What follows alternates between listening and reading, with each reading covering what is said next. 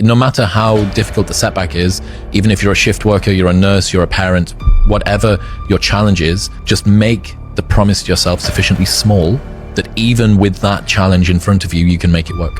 Lots of people would trade a longer commute for a higher salary or a better job title. One of the problems that you encounter with that is that the length of your commute is one of the most correlated stats with your happiness. Longer commutes reliably make people more miserable. And what's the hidden metric that you've lost by doing that?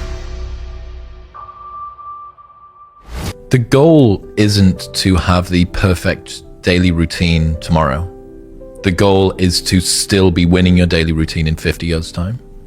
If you expand your time horizon sufficiently, you will realize that very, very tiny steps can compound. Look at the graph of mine or your followers on Spotify, especially mine, right? Because I was doing my show for so long and it's just nothing, everything. Well, why? Well, it's because it's latent leverage. It takes so many layers of paint to get there. So yes, the first step has to be incredibly small. Do that, make it so small that you can't say no to it. And then what's next? And then what's next? So when I decided that I was going to try and become a more virtuous version of me, I was going to start telling the truth. I was going to have a morning routine. I was going to develop a meditation habit. I was going to read, all of these things that I wanted to do, none of which I did, right? Toward the end of my 20s, none of which I did, all of which are now the foundation of my life. Over, 1,500 meditation sessions and all of the authors on the podcast, and et cetera, et cetera.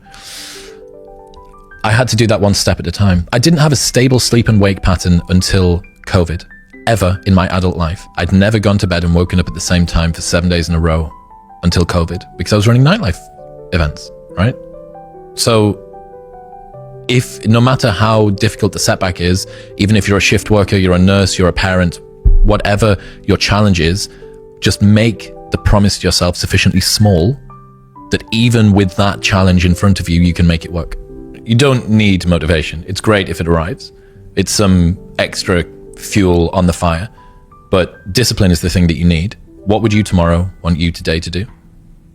You tomorrow would want you to keep that promise to yourself. And it's why discipline is so much more valuable. I remember this conversation between Jocko Willink and Sam Harris 6 years ago. And they're talking about how you can't fake bravery, because if you do a thing in spite of being scared of doing the thing, that is bravery, right? There's no such thing as fake bravery. Like if you do the thing and you're scared, that's bravery. If you don't do the thing and you weren't scared, that's not bravery, right? The same thing goes for discipline. Doing the thing in spite of not wanting to do the thing is discipline, right? You don't need motivation to get yourself up to go and do a thing. Make the promise small, build it up step by step. Know that you are going to have setbacks. And this is my favorite rule from James Clear, which is a habit missed once is a mistake. A habit missed twice is the start of a new habit. Never miss 2 days in a row. So ideally, go for a month, build it up. But after that, if you ever miss one day, go, okay, mistakes are going to happen. Tomorrow I double down. Tomorrow I go on time, absolutely perfect. I'm straight up out of bed, or I go to the gym, or I walk the dog, or I do my meditation or whatever. And that's a good heuristic. Stops errors snowballing into new habits. You want to do this because you think that it's good for you, because you believe that it's good for you, because you care about yourself. You care about Stephen and his body and his mind. You want him to have a long and healthy life, and the same for everybody else that's listening. They want to have good outcomes from the things that they do in life. You don't need to lambast yourself because you don't do a thing that is perfectly designed to make you feel good. Okay, like you missed 3 days in a row. We get back on the horse, we go again. Discipline. By having to talk about the things that I learn, it forces me to learn them, right? Until you can explain something to somebody else, you don't really understand it. So, okay, prove to me that you understand it by telling me about it. Well, I can't. Okay, well, you don't understand it then. So this is one of the reasons I suggest to people that they should do a fake podcast with a friend for 30 minutes every week. Phones are outside of the room. Put one phone face down on the table, press the record button, and just have a conversation and pretend that people are watching. Welcome back to the show. Stephen, today we're going to talk about the UFC or Tommy Fury and Jake Paul. Who do you think is going to win? And it forces you to be rigorous and precise and consistent with the things that you believe. And it is a forcing function that synthesizes the things that you're doing. Other people might prefer to write or draw. One of the advantages of doing it for an audience is that you actually feel like someone's keeping you accountable, right? If it's just oh, I'm going to draw a drawing every week for my own pleasure, as opposed to I'm going to draw a drawing every week and post it on my Instagram, or I'm going to write a Substack article. I mean, I have a posting cadence on the show Monday, Thursday, Saturday. And if it wasn't for the fact that I know if I don't post on those days, the audience is going to be like, hang on a second, mate, like it's Monday. Where's the podcast episode? It would be a lot less motivating for me to do it.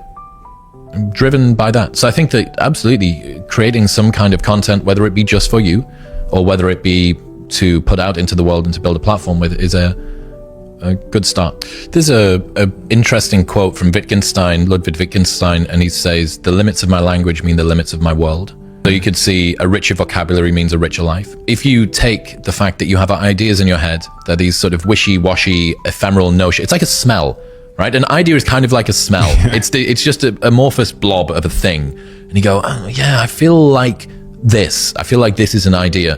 Until you make it take form through spoken word, written word, or drawing, it doesn't really exist. It's not tangible. You can't see it. You can't work out where the holes are in whatever this idea is.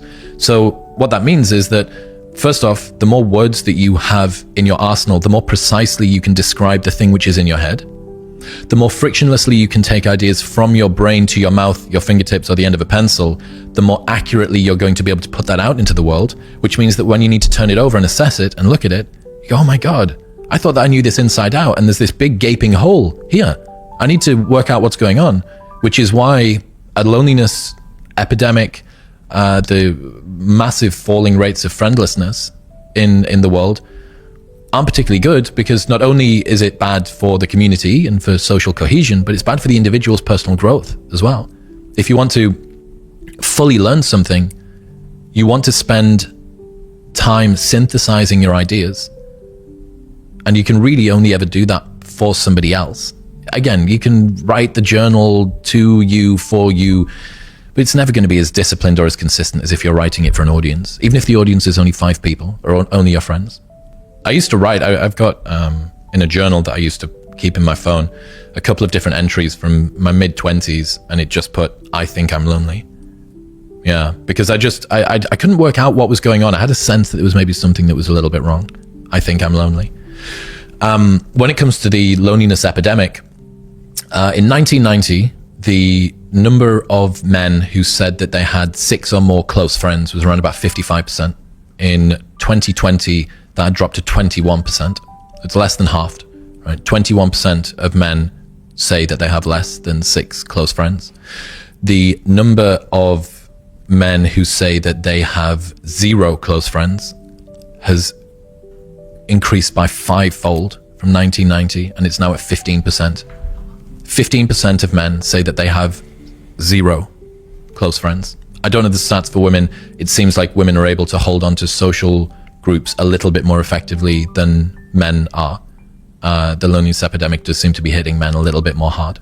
I never actually thought I was going to amount to much. I was just really interested in what I was doing, what was in front of me. I didn't think this is going to lead to me achieving something or living in America or whatever. Each different step got me there. But no, of course not. Of course, the unteachable lesson has smashed me in the face, which is fame won't fix your self-worth. Money won't make you happy. You should see your parents more. You can take a day off. Like, all of these lessons, you have to live them to learn them, unfortunately. There's a common sense of not enoughness. Like, I will be enough when, right? Because you can either run away from something you want or run towards something, run away from something you fear or run towards something you want. It's a sense of lack. It's also a provisional life. It's putting life off. I will be happy, satisfied, peaceful when. It's more like an embodied sense. I very much feel it. It's this striving, it's this pull, it's this sort of magnetism moving forward. But yeah, dude, if your life was a movie and the audience were watching up to this point, what would they be screaming at the screen telling you to do? It's usually a very reliable indicator of where you should be putting your attention. 3 things: success, region beta, Mexican fisherman. What success looks like for any individual person is going to be different. For you, knowing that you really want a family, there's people out there that are like, I'm not that fussed. I don't think that that's on the cards for me. And that's fine. Other people might really, really want to put the workload down and step off and go and do the dad or the mum thing. Unfortunately, you can't take somebody else's purpose or success. Like, that's you can't wear it as a suit. It's a bad idea, right? Because it's going to not fit. And wonderful line, let go or be dragged.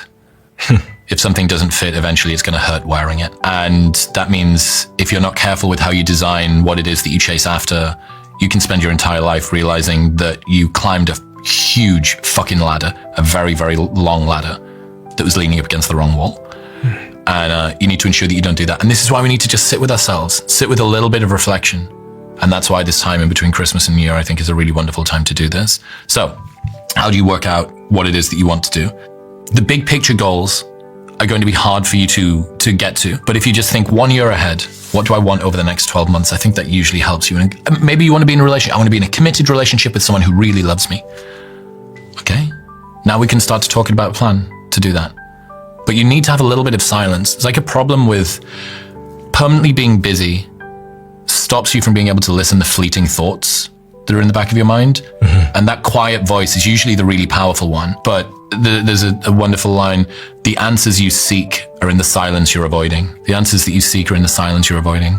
A lot of the time we'll trade a hidden metric for an observable metric. Something that's observable would be your job title, what your salary is per year, how many people know you, your bank balance, the size of your house, the car that you drive. The only way that your success can be judged is outwardly. So naturally, we trade something which people can't see for something that they can see.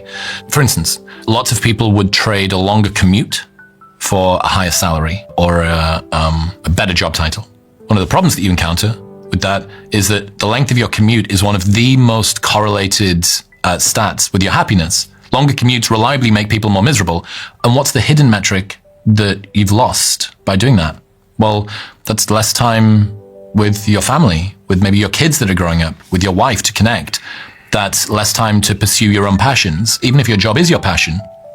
So what about a more stressful career? Going to move into a different industry that's way more stressful, but it pays more.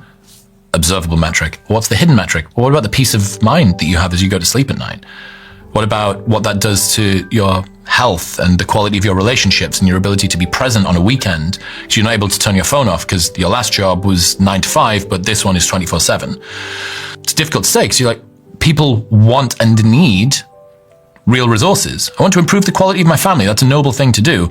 But after a while, you have to admit, if you already live a comfortable quality of life and you trade it, you trade your happiness or your peace in order to get more, you're making a bad choice because you're going to sacrifice something that you want, which is happiness, peace, connection, for something that's supposed to get the thing that you want, which is money, job title, bigger car. An American businessman was away on a holiday in Mexico and he got taken out by a fisherman. And he asked the fisherman, so what do you do each day? The fisherman said, I spend each morning out on the water. I fish a little, I catch some food, I take it home, and I sit in my house with my wife and my family, and we eat what I've caught for the day. The American says, that's stupid. This is a stupid idea. What you should do is you should get a bigger boat, and then you could catch more fish, and then you could go sell it at the market.